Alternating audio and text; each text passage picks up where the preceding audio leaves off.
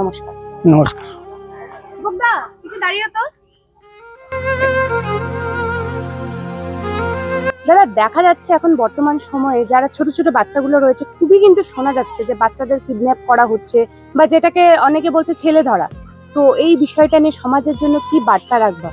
একদম ঠিক বললাম অঙ্কিতা, কারণ এটা যে আছে এটা বেশিরভাগ আমরা উত্তর দিনাজপুরে যে এখন সোশ্যাল সাইট বা সোশ্যাল মিডিয়া খুললে ফেসবুকে এগুলো আসে যে বিভিন্ন জায়গায় বিভিন্ন ধরনের ছেলে ধরা পড়েছে, কোনো মহিলা কোনো পুরুষ কিডন্যাপ করে নিয়ে যাচ্ছে।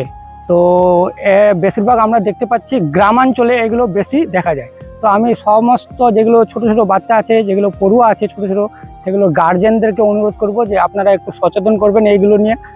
আর বিশেষ করে অনুরোধ করব আমি সরকারি গভর্নমেন্ট যেগুলো স্কুল আছে বা বেসরকারি স্কুল আছে ইংলিশ মিডিয়াম, সেই শিক্ষক এবং শিক্ষিকাদের আপনারাও দয়া করে ছোট ছোট বাচ্চাগুলোকে ওইভাবে ট্রেন করবেন, অ্যাওয়ারনেস একটা সচেতনতামূলক ক্যাম্প করবেন বা বার্তা দিবেন কিভাবে এটা থেকে মুক্তি পাওয়া যায়।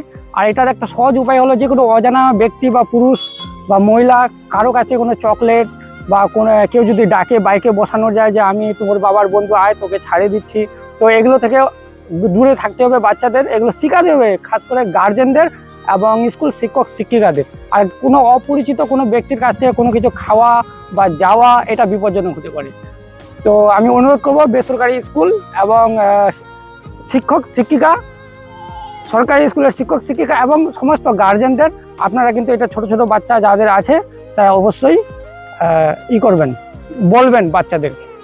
ভালো কথা বললা দীপকদা। আমিও সকল গার্জেনদের কাছে অনুরোধ করব প্রত্যেকে সতর্ক থাকবেন, এবং দীপকদা যেগুলো যেগুলো কথা বললো প্রত্যেকে সতর্ক থাকবেন, সুস্থ থাকবেন, ভালো থাকবেন। নমস্কার। নমস্কার।